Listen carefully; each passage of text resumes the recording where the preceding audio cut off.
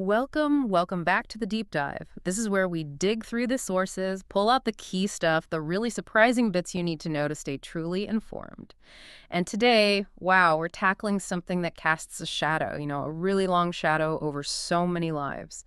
Memory loss, Alzheimer's disease. It's just devastating, heartbreaking. And for so long, the search for treatments, anything really effective has been, well, frustrating. It really has. It's a universal fear, isn't it? Yeah. Losing memories, watching people we love just sort of fade. Exactly. And, decades of research, billions poured into it, trying to find something, anything, to slow it down significantly, let alone cure it. Yes, the fight's been relentless.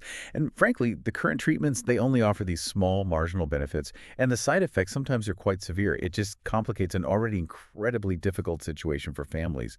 Millions are just searching for some real hope. Which is exactly why what we're talking about today is causing such a huge buzz, actually. We're talking about a really surprising discovery. It centers on an element most of us know from, like, electric car batteries, or maybe as a mood stabilizer in psychiatry. Yeah.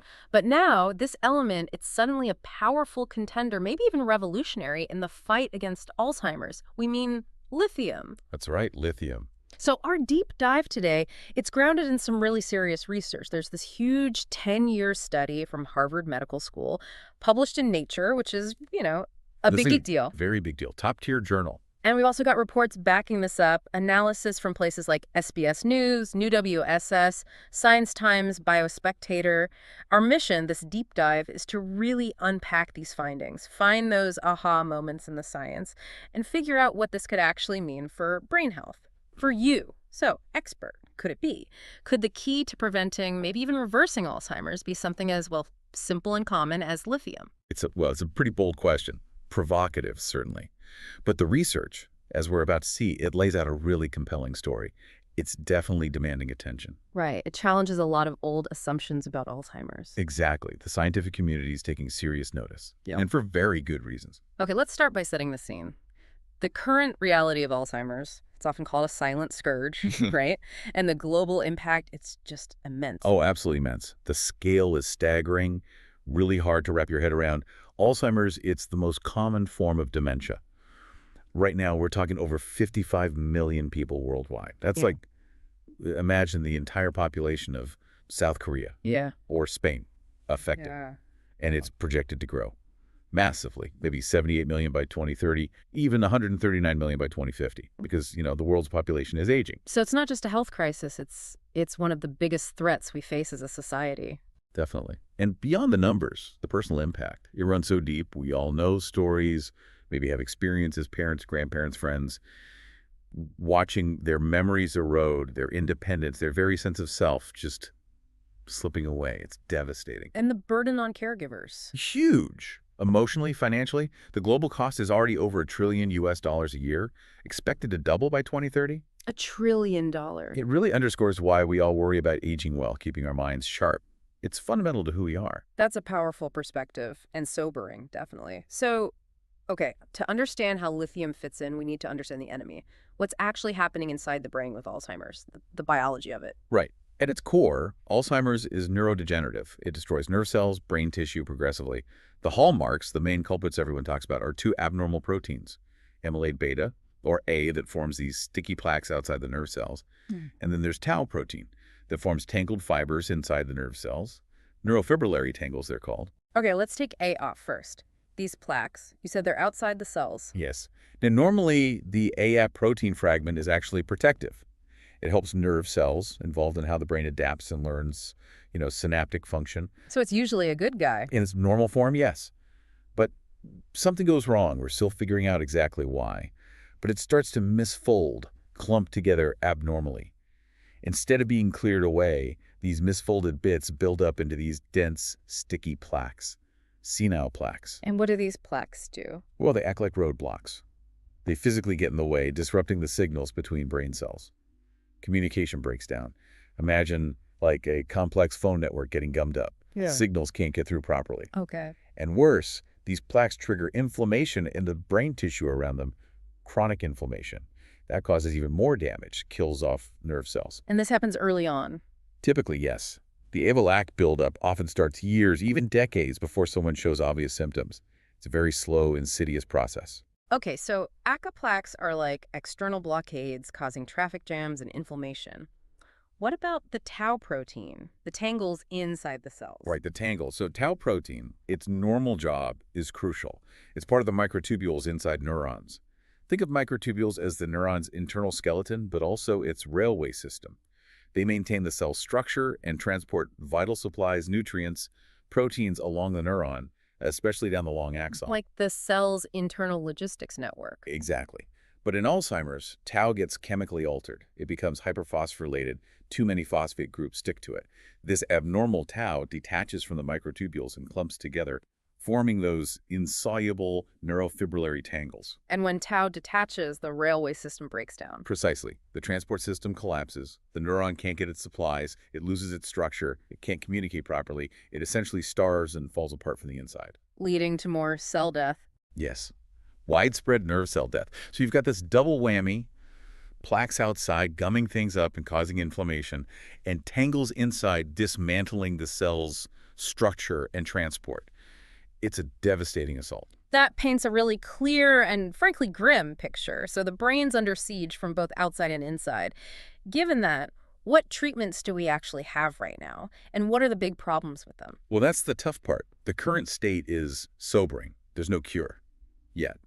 Existing drugs mostly fall into two camps. Some try to manage symptoms temporarily, maybe boosting neurotransmitters to help memory a bit. And then, more recently, we've got these drugs that try to slow the decline by targeting the amyloid plaques themselves. Right, those antibody drugs we've heard about. Lecanemab, donanemab. Exactly. Lecanemab, or Leqembi, got full FDA approval in 2024. Donanemab, Kisunra, approved in 2023. There was a lot of hope because they're the first drugs designed to actually remove amyloid plaques, a core part of the disease. And do they? Do they remove the plaques? They do show evidence of clearing some amyloid from the brain. That part seems to work, yes. Okay, so that sounds like progress, hitting one of the root causes. But I gather there's a but. A pretty big one. A very big one, unfortunately. While they do clear some plaque, the clinical benefit, the actual impact on patients' decline, is, well, marginal. Marginal? How marginal? Clinical trials show they slow cognitive and functional decline by maybe 20 to 30% on average. So what does that mean in real terms? It might mean someone stays at a certain stage for a few extra months, maybe. Okay. But it doesn't stop the disease. It doesn't reverse the damage already done. People still decline, just slightly slower. Okay, so not the miracle cure people were hoping for. No. And then there are the side effects. Yep. Significant ones. They call them ARIA, amyloid-related imaging abnormalities. ARIA, yes. It can mean brain swelling, that's ARIAE, or microhemorrhages, small brain bleeds, that's ARIAH. Brain swelling and bleeding, that sounds serious. It can be. It requires very careful monitoring, frequent MRI scans. Sometimes it's severe enough that treatment has to stop. In rare cases, it can be life-threatening. Wow. So you're trading a small potential benefit for some pretty major risks. That must make it a really tough call for doctors and patients. It absolutely does. It definitely limits who can safely take these drugs and how widely they can be used. So it's crystal clear we need new approaches, completely new angles. Which brings us to this unexpected twist. Lithium. An element most people, like I said, associate with batteries or maybe mental health treatment. How did lithium even get on the radar for Alzheimer's? It is a remarkable pivot, isn't it? Lithium. Yeah. People might be surprised. It's element number 3, the lightest metal, soft, silvery white. And it's not some rare lab-made thing. It's actually pretty common, found naturally in rocks, seawater. And even in food. Yes. Trace amounts in grains, vegetables like cabbage, tomatoes, and in drinking water in many parts of the world. It's much more naturally present than people think. But its biological importance, especially in the brain, has been largely overlooked until fairly recently. Okay, here's where it gets really interesting for me. Because lithium isn't actually new to medicine, right? It has a history, a pretty long one. That's a great point. It does. Its medical use goes back to the 1940s, an almost accidental discovery by an Australian psychiatrist, John Cade. He was studying something else entirely. Effects of uric acid, I think. He used lithium salts to help dissolve the uric acid and noticed this incredible calming effect on patients with mania, purely by chance. Wow. Serendipity. Exactly. And that led to lithium carbonate becoming the gold standard treatment for bipolar disorder or manic depressive illness for over 70 years now. stabilizes mood, controls the highs of mania, eases the depression. It's been a lifesaver for millions, a real workhorse in psychiatry. Okay, so a proven established drug for mood disorders. Yeah. But you mentioned earlier there were challenges with it, especially the doses used. Yes. While it's effective for bipolar, the doses needed are quite high, and there's a narrow window between effective and toxic levels. At those higher doses, long-term use can cause side effects, kidney problems, thyroid issues, sometimes tremors. It needs careful monitoring blood tests, checking kidney function, thyroid function. It's potent. Right, so effective but tricky to manage at those high doses. But now the story's changing for Alzheimer's. What's fundamentally different this time around? Precisely. Despite those known issues with high-dose lithium carbonate, a new perspective is emerging. It focuses on lithium's role in a different way, maybe a different form, and crucially, at much, much lower doses. This isn't just revisiting an old idea. This is built on a decade of really rigorous fundamental research. It's revealed how lithium actually interacts with the biology of Alzheimer's. And, importantly, how we might be able to deliver it effectively without those high-dose side effects. Okay. The core idea now is that this simple element might hold a key, not just for symptoms, but maybe for modifying the disease itself, preventing it even. That's why it's creating so much excitement. It feels like a potential truth moment, as some are calling it. A truth moment. I like that. And that cautious optimism, it must be coming from some solid science. Tell us about the specific study driving this, the Harvard work. Absolutely. The bedrock here is this huge 10-year study led by Professor Bruce Yankner at Harvard Medical School. He's a big name in genetics and neurology, and he's been deep in Alzheimer's research for ages.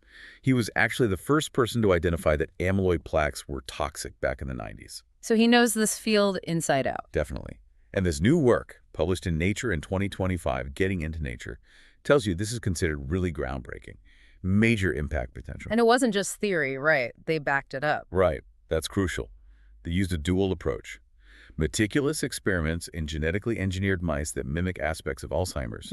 And importantly, detailed analysis of actual human brain tissue from deceased patients. Both animal models and human tissue. That sounds incredibly thorough. It gives the findings a really strong foundation. Much more convincing than just one line of evidence. Okay, so this decade of work published in Nature confirmed multiple ways, and it fundamentally changes how we see lithium, and not just a drug, but something essential for the brain. Exactly. That's the paradigm shift. The research shows lithium isn't just something you take when things go wrong. It's an essential micronutrient, naturally present, playing vital roles all the time for basic brain function and health. What kind of roles? What does it actually do in a healthy brain? It does a surprising number of things. First, it helps form and maintain myelin. Myelin's that fatty sheath around nerve fibers, remember? The insulation. Right. Critical for fast, efficient nerve signals. Lithium helps keep that insulation healthy. Second, it supports microglia. The brain's cleanup crew. Yep, the immune cells. Lithium helps them do their job properly, clearing out debris, damaged proteins, reducing inflammation, keeping the environment clean. Okay, insulation and housekeeping. What else? It's also vital for the connections between neurons, the synapses. It helps maintain those connections and supports synaptic plasticity, which is how the brain learns and adapts. Basically, keeping the wiring and switches working well. And there was something about a protein. Rest. Yes, interestingly, it influences the rest protein. Rest helps protect neurons from stress and damage. Lower levels of rest have been linked to dementia. So lithium seems to help maintain this protective factor too. Wow. So it's involved in structure, cleaning, communication, protection. It really sounds fundamental. It does. It really reframes lithium as a key player in maintaining overall brain resilience and function. But the core discovery, the really startling part, is this lithium deficiency idea. The study suggests Alzheimer's itself might be causing a shortage of this vital element. Can you explain that? How could the disease steal lithium? That's exactly the provocative idea at the heart of it. Yankner's team proposed that the brain has this delicate balance, this ecosystem of essential metals, lithium, iron, copper, others. Their hypothesis is that the formation of those plaques disrupts this balance. Specifically, the plaques actively capture or soak up the available lithium in the brain. So the plaques themselves trap the lithium. That's the proposal. They sequester it, making it unavailable for all those crucial jobs we just discussed, myelin, microglia, synapses. And they argue this resulting deficiency of functional lithium isn't just a side effect. It actively contributes to the memory loss, the cognitive decline, the whole cascade of Alzheimer's symptoms. It becomes part of the problem itself. That's quite a twist. How did they actually show this deficiency was happening in human brains? Their human brain analysis was really comprehensive. They looked at 27 different metals, not just lithium, in brain tissue and blood samples from 285 deceased individuals.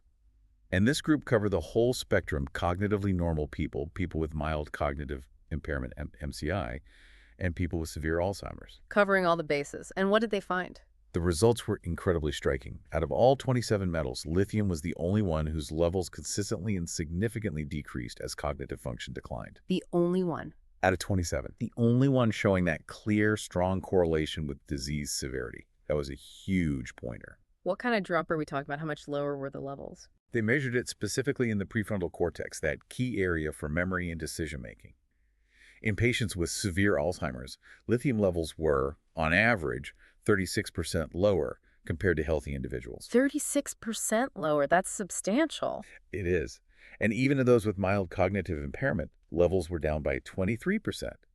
This dose-dependent relationship, lower lithium matching worse cognition, was compelling evidence for the deficiency hypothesis.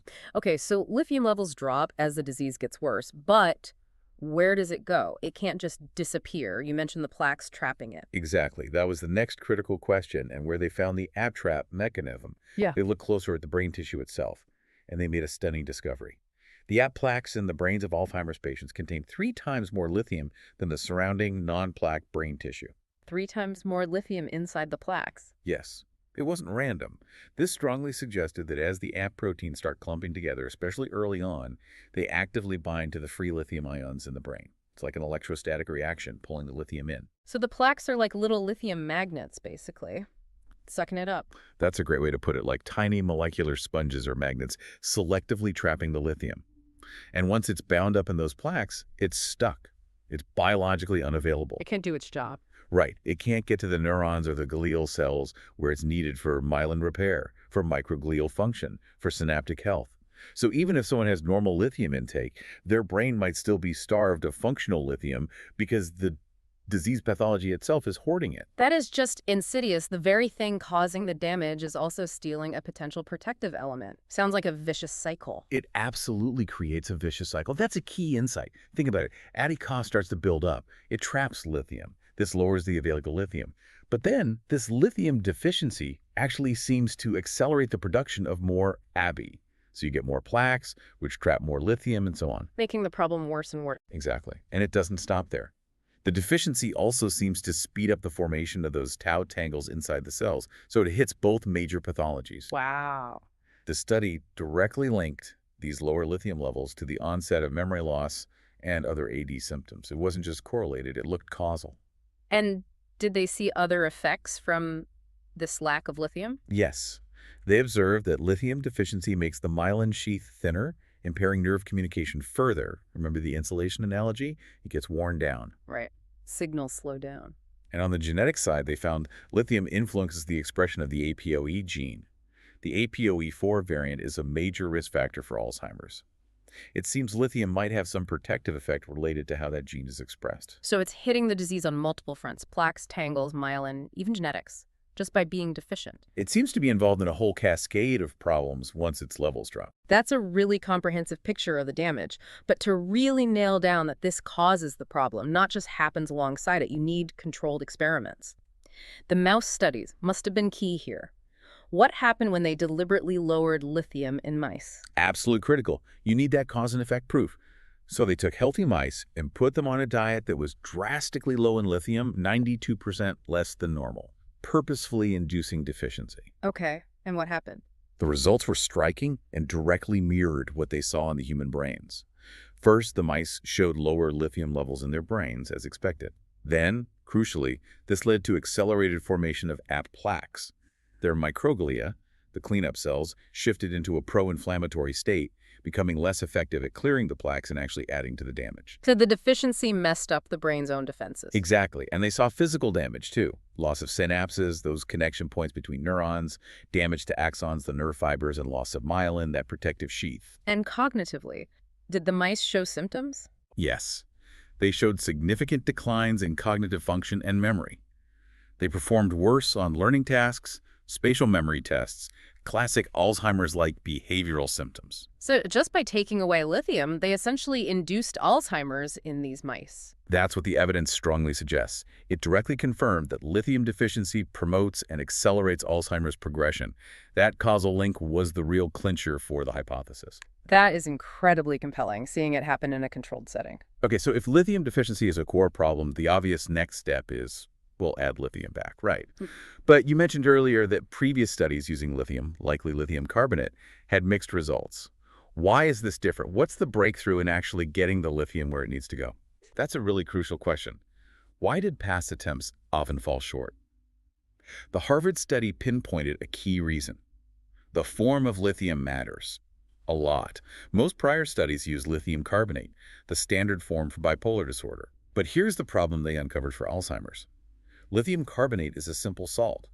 When those lithium ions get into the brain, they're very easily grabbed and bound by those sticky amyloid plaques. Remember the lithium magnets? Right, the plaques trap it. Exactly. It gets sequestered before it can even reach the neurons and other cells where it could do some good. It's like trying to deliver medicine, but the disease itself intercepts it at the door. So the delivery system was flawed for this specific problem. Highly flawed.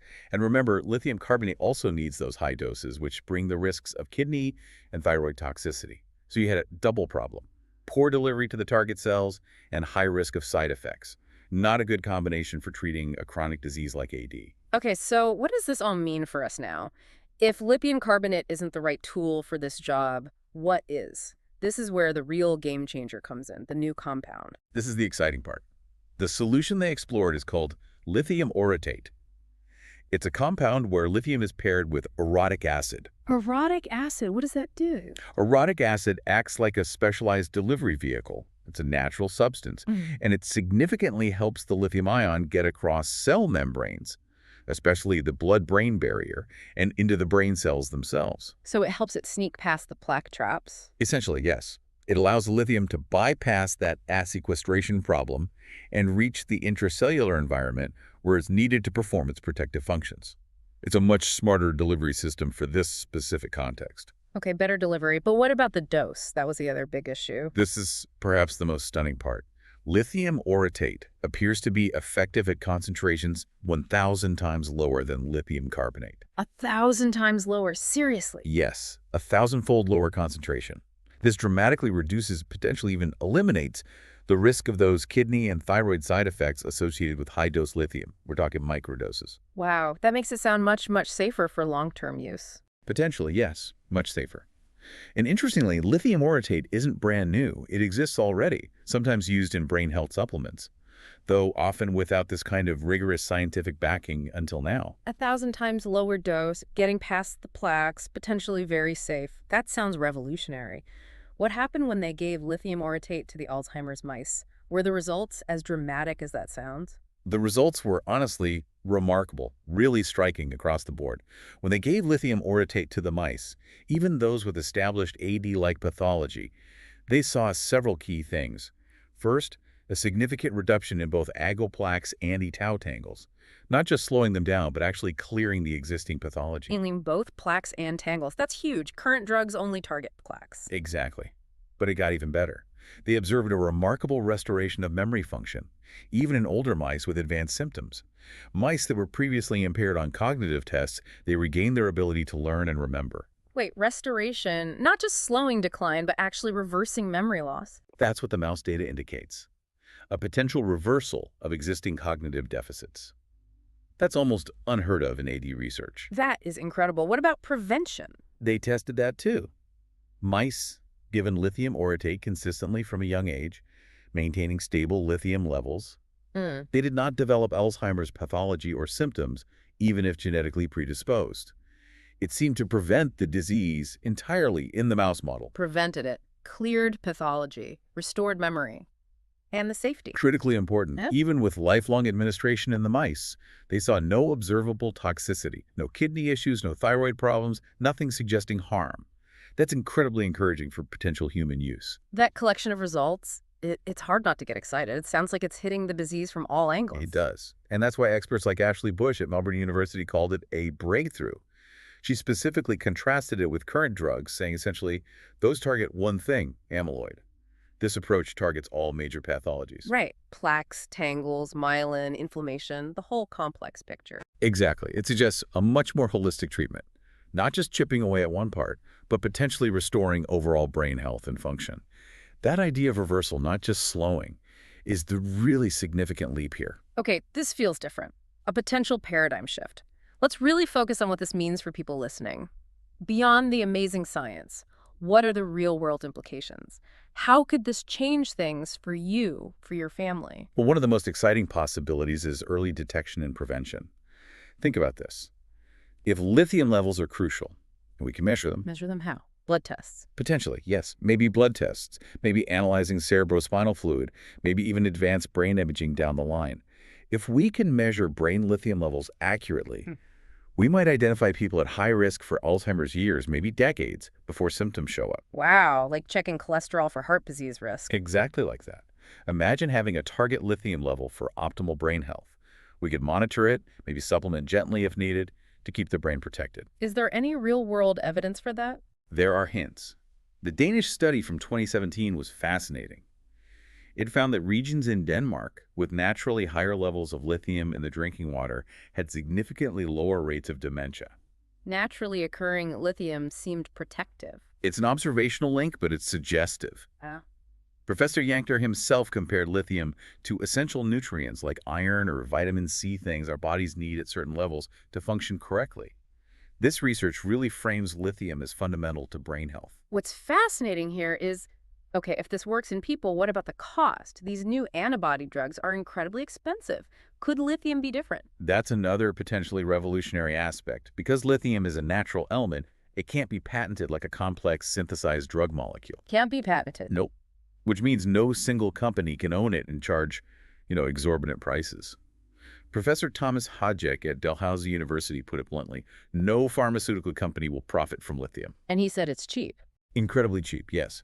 He also noted how rare it is to have something with this level of evidence, potentially this safe and also this inexpensive. So if lithium orotate works, it could be affordable, accessible worldwide. That's the huge potential upside. For a disease affecting millions, especially in lower-income countries, having an effective, affordable treatment would be transformative for global health equity. That's amazing. But Yeah. you called it a double-edged sword earlier. If no one can patent it and make big profits, who pays for the hugely expensive clinical trials needed to prove it works in humans? Yes. That's the crux of the challenge. Running those large, rigorous human trials costs a fortune, hundreds of millions, maybe billions. Pharmaceutical companies usually fund that because they expect to recoup the costs and make a profit through patent-protected sales. If there's no patent, the financial incentive for private industry is, well, much lower or non-existent. So who funds it then? It likely means government funding, public health organizations, maybe major philanthropic groups, or even international collaborations might have to step up. It challenges the standard drug development model. A fascinating problem. Okay, what about genetics? We know Alzheimer's has a strong genetic link for some people, like with the APOE4 gene. Does this research offer any hope there? That's a really important angle. Yes, genes like APOE4 significantly increase risk. But crucially, not everyone with APOE4 gets Alzheimer's. Why? This research offers a potential explanation. Maybe those who don't get the disease, despite the gene, naturally maintain better lithium balance in their brains. Perhaps they absorb it better, or their bodies regulate it more effectively. So optimal lithium levels might protect even against genetic risk. It's a possibility this research opens up. It suggests we might be able to modify inherited risk through ensuring adequate lithium levels, like a form of personalized prevention, giving people with genetic risk factors a proactive strategy. And it's not just about Alzheimer's, is it? Did the study suggest benefits for people without dementia too, like general brain health? Yes, that was another interesting finding. Even among the cognitively normal individuals in the study, those with naturally higher brain lithium concentrations tended to perform better on certain memory tests. Better memory even in healthy people. It suggests lithium plays an ongoing role in optimizing normal brain function, supporting cognitive resilience throughout life, not just fighting disease. And maybe for other conditions too. You mentioned bipolar earlier. Right. There's speculation that low-dose lithium orotate might be a much better option for elderly bipolar patients than high-dose lithium carbonate, maybe offering the mood stability with far fewer side effects like kidney or thyroid problems. It could improve their quality of life significantly. The potential benefits seem quite broad. This is all incredibly hopeful, a really transformative picture, but okay, let's manage expectations. This is still research. What's the road ahead? What are the hurdles, the hopes, especially regarding human trials? Cautious optimism is key. The mouse results are fantastic, scientifically compelling. But, and this is a big apooch, the researchers themselves stress we absolutely cannot assume it works the same way in humans. People should not start taking lithium compounds on their own based on this. Right. Don't self-medicate. Absolutely not. Yeah. We need rigorous human clinical trials, large-scale, randomized, placebo-controlled trials. That's the gold standard, and it's essential before this becomes a medical treatment. But are there signs those trials could happen soon? Or maybe faster than usual? There are positive signs. The fact that the mice tolerated lifelong lithium orotate with no toxicity is huge. That exceptional safety profile, especially at these potentially very low doses, might allow human safety studies to be streamlined. Meaning trials could potentially be accelerated. Potentially. The research team is certainly optimistic. They talk about clinical trials for lithium orotate or similar compounds starting in the near future. Wow. And if those trials succeed, well, they believe it could genuinely change the landscape of Alzheimer's treatment. Okay, cautious optimism, but real momentum. What about unanswered questions? What else do scientists need to figure out? A big one is, why do brain lithium levels drop in the first place in people who develop Alzheimer's? The study shows the deficiency happens and what it does, but not the initial trigger. Any theories? Professor Yankner speculates it could be environmental factors, maybe diet, maybe exposure to something that interferes with lithium absorption or regulation in the brain, or perhaps subtle genetic factors we don't know about yet. Understanding the root cause of the deficiency is a key next step. And knowing what the right level is. Exactly. Research is ongoing to study lithium levels in people who stay healthy throughout life. That could help pinpoint the optimal target level we should aim for prevention. That would be incredibly valuable for public health guidelines. It really feels like we're on the cusp of something. But that funding issue keeps nagging. If it's so cheap and unpatentable, how do we get it over the finish line? That seems like a major hurdle. It is a major hurdle, no doubt. Great for eventual access and affordability, terrible for attracting private investment for those crucial, expensive trials. Hundreds of millions, potentially billions needed. Yes. And without the promise of big returns from patents, traditional pharma is less likely to step up. It really highlights the need for public funding, government initiatives, maybe large foundations, to bridge that gap. As Professor Hajek said, a pathway this safe, this potentially effective, and this cheap is rare. We need to find a way to fund its development if the science holds up. It's a real test of our priorities. It almost sounds too good to be true, in a way. But Professor Yankner had that powerful analogy, right? Comparing it to penicillin. He did, and it really captures the excitement. He said something like, we don't have the penicillin for Alzheimer's yet, that one magic bullet. But this research, especially with lithium orotate, brings us one step closer to developing such a revolutionary treatment. Penicillin didn't just manage infections, it cured them, changed everything. Exactly. That's the level of hope here. Not just slowing Alzheimer's, but potentially preventing it, maybe even reversing it, fundamentally changing its course, which, raises an important question. And that's where we'll wrap up this deep dive. What an incredible journey today. We started with this truly shocking discovery from Harvard, published in Nature, Alzheimer's linked to a critical lack of lithium in the brain. Then we learned how those plaques actually trap this essential element, making things worse. And then the promise of lithium orotate emerged. Mm-hmm. A potential treatment that seems to tackle both plaques and tangles, works at incredibly low doses, appears non-toxic in animal models, and showed signs of not just preventing but restoring memory function. It's a monumental shift, moving beyond just managing symptoms towards potentially modifying or even reversing the disease itself. It really offers this unprecedented hope. A future where Alzheimer's might be preventable, treatable, with something accessible, affordable, found right under our feet, essentially. It could completely change how we think about cognitive health. Moving towards a model where maintaining the right balance of essential elements, maybe through safe microdosing, it's just standard preventive care. The potential impact on global health, on quality of life for millions, it's immense. So here's something to think about as you go about your day. Consider this. If a simple trace element like lithium, something we get tiny amounts of daily, part of our planet's basic geology, used for decades in a totally different way, holds such profound hidden secrets for our brain's resilience. What other simple, maybe overlooked things in our environment and our own biology are just waiting to unlock solutions to huge health challenges? What other nutrients, what other elemental balances might we be vastly underestimating? Could they hold keys to preventing or reversing disease, completely changing how we see health and nutrition? Thank you so much for joining us on this truly deep dive into lithium's surprising, maybe even revolutionary role in fighting Alzheimer's. We really hope it's giving you new insights and maybe, just maybe, a renewed sense of hope. Until next time, stay curious and keep exploring.